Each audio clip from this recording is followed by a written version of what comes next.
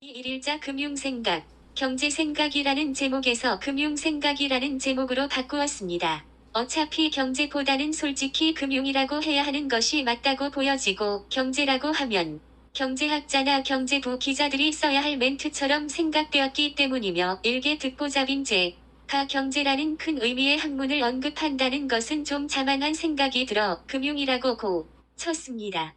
사실 돈 벌려고 경제와 주식, 부동산, 투자 등에 대해 언급하는 것이니 경제라는 학문에 빗대어 설명하는 것은 아니지 싶습니다.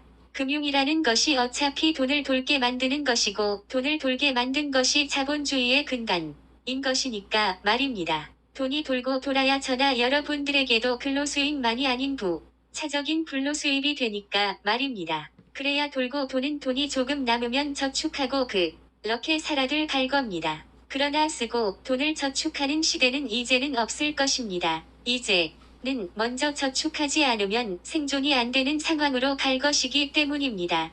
그러한 돈이 구르고 흘러가는 유동성이 풍부한 미국조차도 현재 미국 국가 부채 협상도 제대로 이루어지지 않고 미국의 국가 재정에 대한 협상이 순탄하게 되지 않고 있습니다.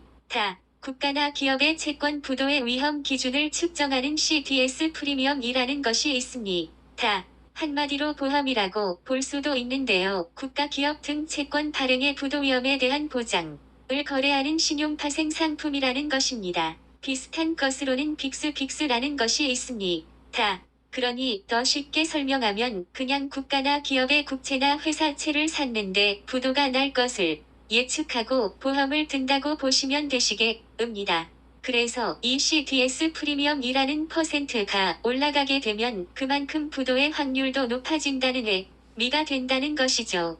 어차피 돈 벌려고 공부하는 것이고 수익이 나려고 투자라는 것을 하는 것이니까 제가 미천하게 알고 있는 것이라도 전부 말씀을 드려야 할 듯 합니다. 13년 전에 그리스의 경우에는 20% 2000bp가 넘어선 적도 있었습니다. 쉽게 생각하시면 위험도인데 이러한 위험도가 국가 위험도를 측정하는 퍼센트로 나타낸 것입니다. 여기에서 bp가 뭐야? 라고 물으시면 곤란하고요. 저번에도 말씀드렸듯이 채권에서 통용되는 단위이니 이런 것들은 스스로 알아보셔야 합니다. 그래야 조금이나마 공부가 될 것입니다. 대개 안정적인 국가는 2%, 위험한 국가의 경우에는 7% 700bp 이상이라고 합니다. 미국이 현재 7.5%라고 해서 당장 그리스만큼 위험하다고 하는 것은 아닙니다. 그렇다고 영원히 안전한 것도 아닙니다. 통상 10% 1000bp 이상을 넘어가면 사실상 부도가 낮다고 보면 되시겠습니다. 그러나 미국이 어떤 나라입니까? 세계 최고의 강대국이며 기축통화 달러를 좌지우지하는 경제 대국인 거는 다들 아실 테니 차치하고요. 그렇다고 미국이 영원한 강대국이고 막강한 경제 대국의 지위를 유지할지는 지켜볼 일입니다만요. 이러한 CDS 프리미엄이 올라가는 이유의 원인은 현재 미국 공화당과 민주당의 정치적인 입장으로 인해 곤란한 상황에 처해 있는 상황입니다.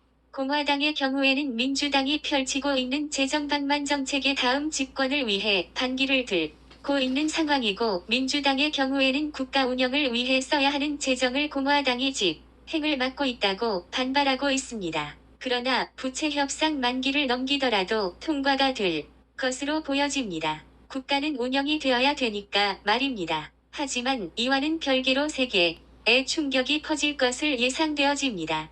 현재 금융권의 위기를 막기 위해 일요일에 전광석화와 같은 조치로 미국 연준과 재정부 그리고 중요 은행이들이 밀당을 하고 있지만 글쎄요, 얼마나 버틸지? 금융이나 주식시장에 사계절이 있습니다. 실적 장세, 유동성 장세, 금융 장세, 역금융 장세, 이렇게 은행이 다른 은행에 흡수되고 산되는 시기가 어느 때인지 잘 생각해 보시기 바라겠습니다. 일명 돈나무 언니로 불리는 캐시우드입니다. 이분이 운영하는 아크 인베스트라는 투자 회사는 나스닥 성장주나 코로나 성장주에 집중 투자하고 있고 특히 테슬라의 목숨을 걸었다고 보여집니다만 현재 80%의 마이너스 수익을 기록하고 있습니다. 이런 분들이 이제는 역사 속으로 사라질 것입니다.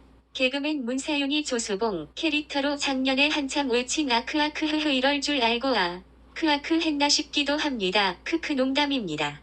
일단 오늘은 여기까지 하고요. 다음에 이번 미국의 은행 위기는 현재 봉합이 아니고 이제 점점 블랙홀로 빠지고 있다고 보시면 되시겠습니다. 이쯤에서 신흥국 어디에서 금융위 기가 발발해야 이슈가 그쪽으로 쏠릴 텐데 잘들 버티고 있는 모양새입니다만 그게 우리 나라가 아니기를 바랄 뿐입니다.